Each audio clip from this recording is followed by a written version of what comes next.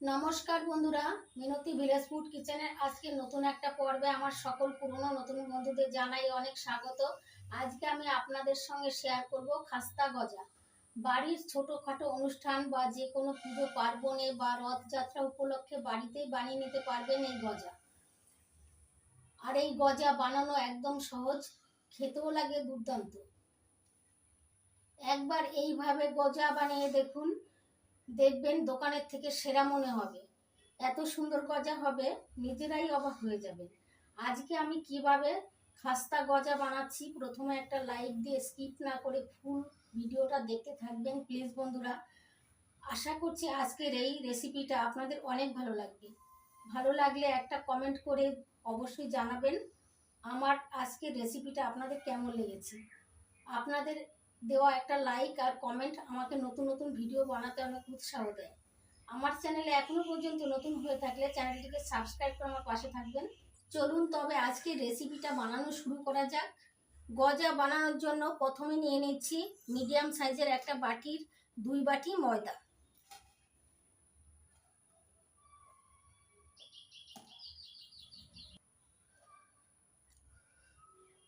আমি এখানে মিডিয়াম সাইজের বাটির 2 বাটি ময়দা নিয়েছি।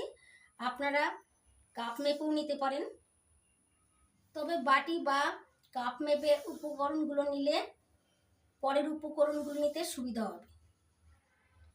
এবার নিয়ে নিচ্ছি হাফ চামচ জোয়ান। জোয়ান দিলে গজার টেস্টটাও ভালো আসে, আর গজা খাওয়ার পর অম্বল ভাবটা আর হবে না। এবার দিয়ে দিচ্ছি একটু লবণ। লবণ দিলে গজার টেস্টটা ভালো আসবে আর মিষ্টির ব্যালেন্সটা ঠিক থাকবে। এবার দিয়ে দিচ্ছি সামান্য বেকিং পাউডার। আপনারা বেকিং পাউডারের পরিবর্তে বেকিং সোডাও ব্যবহার করতে পারেন। এবার দিয়ে দিচ্ছি একই বাটির মাপ করে হাফ বাটি ঘি। ঘির পরিবর্তে আপনারা সাদা তেলও ব্যবহার করতে পারেন, তবে ঘি দিলে গজার ফ্লেভারটা খুব ভালো আসে আর ভেতর থেকে নরম হয়, খেতেও টেস্ট হয়। এবার চামচ দিয়ে নাড়াচাড়া করে মিশিয়ে নিচ্ছি। দেখুন বন্ধুরা, চামচ দিয়ে ঘিটা ময়দার সঙ্গে ভালো করে মিশিয়ে নিয়েছি। এবার হাত দিয়ে মেখে নেব।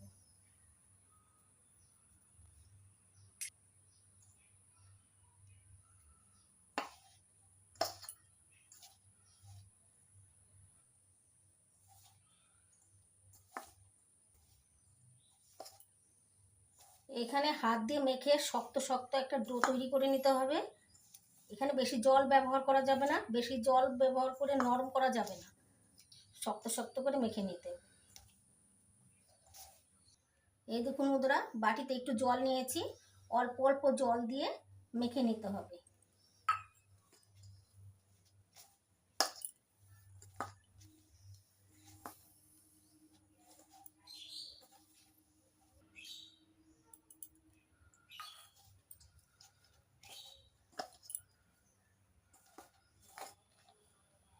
দেখুন ওদের এরকম করে মেখে নিয়েছি। মসৃণ ডো মাখা যাবে না।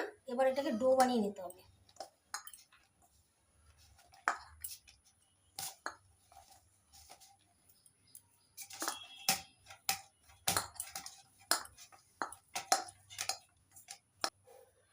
দেখুন বন্ধুরা, আমি ডোটা মসৃণ করে মাখিয়ে নিই, এরকম এবড়ো খেবড়ো করেই মাখতে হবে।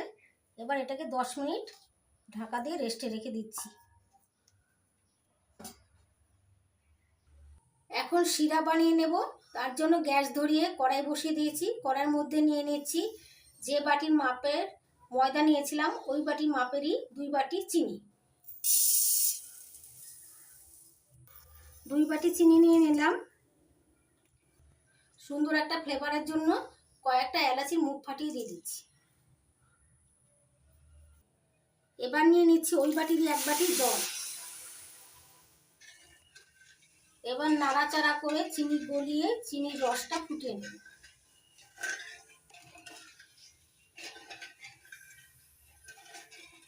এখানে চিনির রসটা ফুটিয়ে বেশি ঘন করব না, শুধুমাত্র চিনির রসটা ফুটে উঠলেই গ্যাসটা অফ করে দেব। চিনির রসটা ফুটে উঠেছে, এবার গ্যাস অফ করে দিচ্ছি।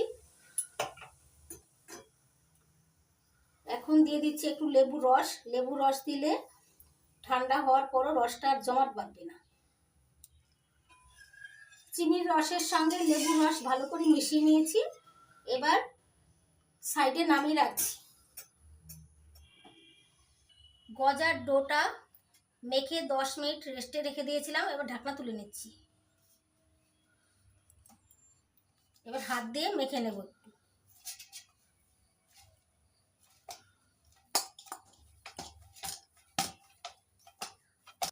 ডোটা ভালো করে মেখে নিয়েছি হাত দিয়ে, এবার এটাকে বেলে নেব।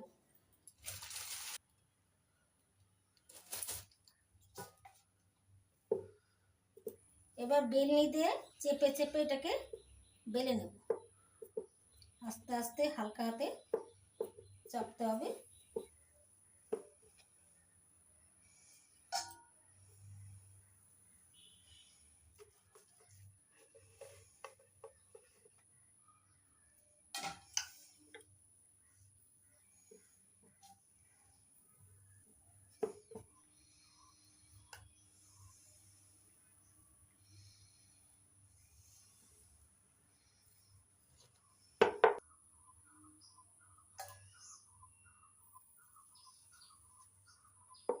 দেখুন বন্ধুরা, বেলে নিয়েছি।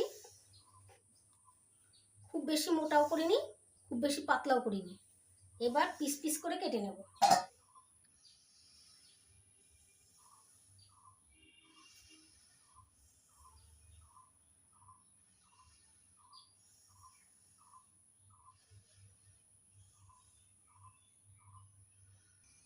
এবার চৌকো চৌকো পিস করে কেটে নেব।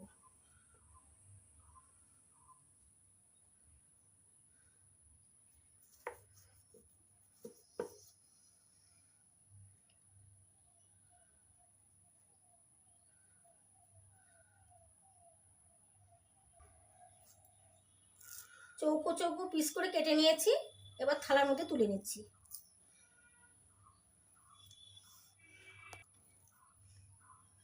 এই দেখুন বন্ধুরা, এরকম মোটা করে নিয়েছি।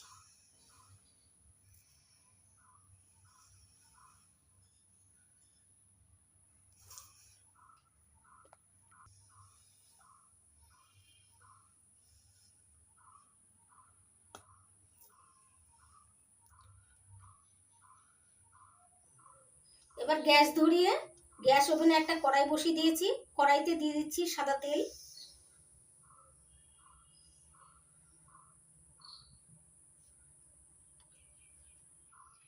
গজাগুলো ভাজার জন্য তেলটা হালকা উষ্ণ গরম করে নিতে হবে।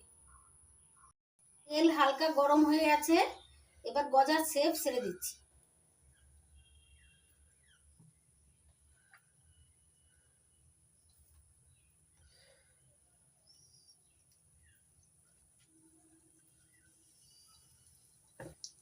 এবার একটু নাড়িয়ে নিচ্ছি। গজাগুলো হালকা আছে ভেজে নিতে হবে।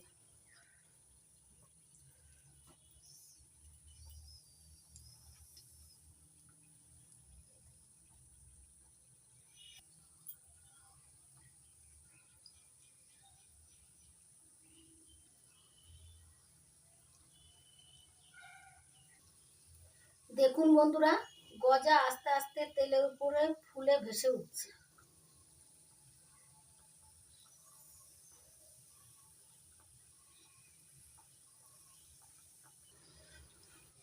গজাগুলো উল্টে দিচ্ছি।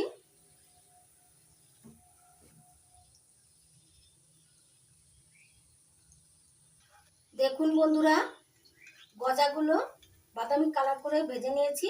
এবার তেল ঝরিয়ে এদিকে যে শিরা তৈরি করে রেখেছি, গরম গরম অবস্থায় শিরার মধ্যে দিয়ে দিচ্ছি।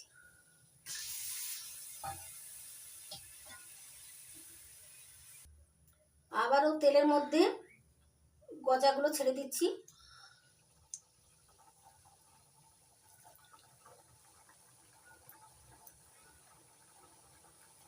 আমি তিনটে তিনটে করে ভেজে নিচ্ছি। গজাগুলো চিনির শিরার মধ্যে বেশিক্ষণ ভিজিয়ে রাখা যাবে না, কিছুক্ষণ রেখেই তুলে নিতে হবে, নাহলে নরম হয়ে যাবে।